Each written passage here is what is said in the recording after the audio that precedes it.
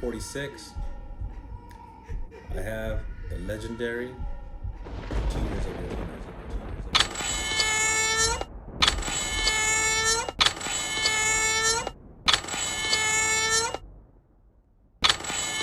Welcome back to Tequila Forever and Forever Tequila. Now I'm number 1146. I said I had the legendary Tears of Llorona. Now this is a tequila that by many tequila connoisseurs, aficionados, is considered to be one of the best, if not the best, extra añejo on the market today. I don't know if I agree with all that, but I do agree with it being one of the best in the market today. But there's a lot of great extra añejos out there. Now this tequila master distiller is Germán Gonzalez. So Germán picks up his agaves from a man named Enrique, who's a grower, and he grows from the volcanic slopes in Jalisco.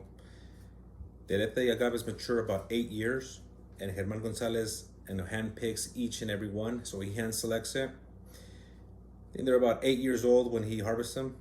It's cooked slow roast in copper steel pots. And one thing about Germán Gonzalez, I watched a video on him. He was saying that back in 2009, he started off with 7 different barrels. He already had the vision of what he wanted, the kind of taste that he was looking for.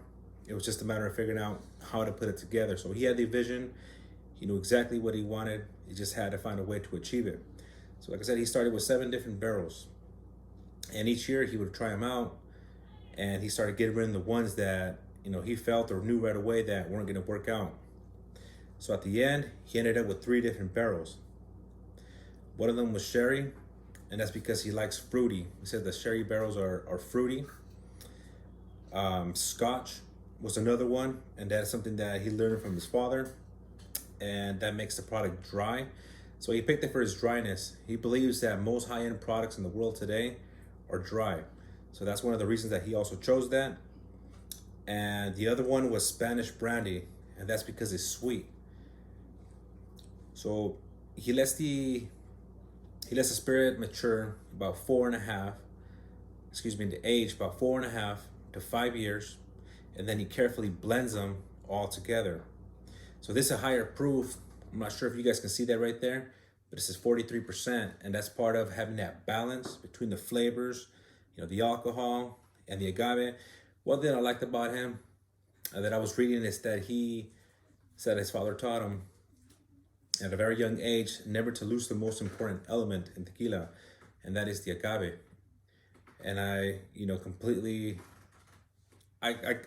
love when he said that, because I agree with that 100%. I completely agree with that. I believe once you lose the agave, you lost your tequila.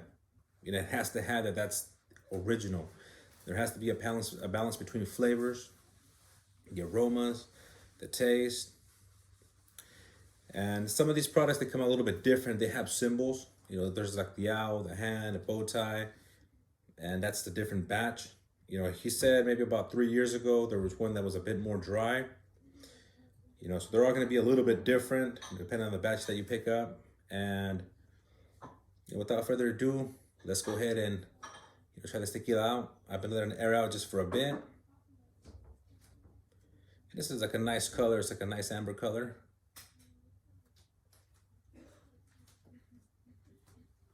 Now the aromas that I get from this tequila, they're amazing. They're great. I get agave. I get oak. I'm getting hints of like raisins, grapes,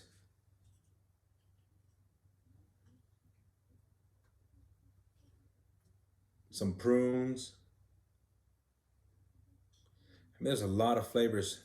The way he described his tequila, it was like, layers of flavors.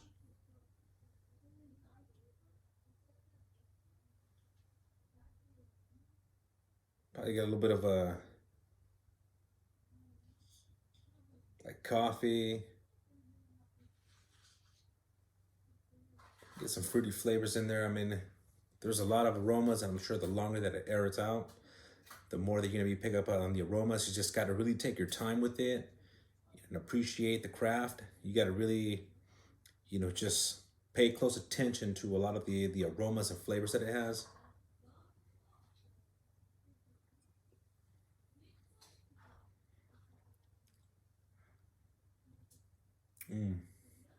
So this tequila is a really good tequila that I highly recommend anybody who likes an extra añejo. It is really good. I mean, I get, flavors of prune, like some prune juice, of like grapes. I get the yolk. There's a bit of a burn, and I like that. It is tequila, so I do expect that.